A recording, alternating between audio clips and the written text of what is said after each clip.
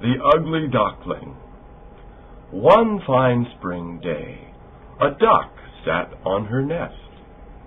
She was waiting for her eggs to hatch. Then she heard a crack, crack. The eggs opened. 6 little ducklings came out, but one big egg was left. At last it cracked too. One more baby wriggled out. "Oh my," the duck said, "what an ugly child." It was true.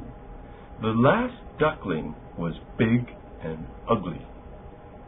"It doesn't matter," she told him. But it did matter to the poor ugly duckling.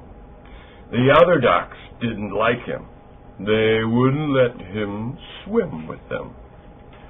All summer he grew lonelier. At last he couldn't stand it anymore. He ran away. He found a marsh to live in. Fall came and he was still alone. Once he saw some large white birds. He heard a wild duck say, "The swans! Look at the swans!" They were the most beautiful creatures he had ever seen.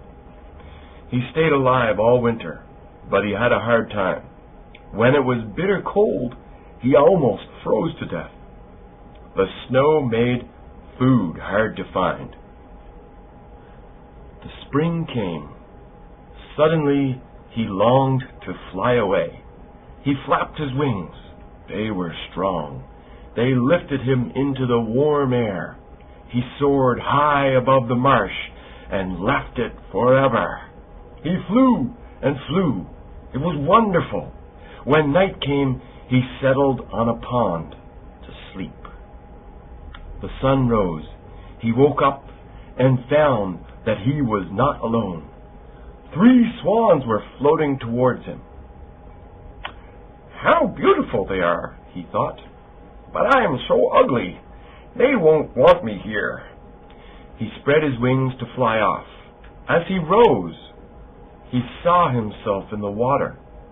He was no longer an ugly duckling. He had never been a duck at all. He, too, was a swan.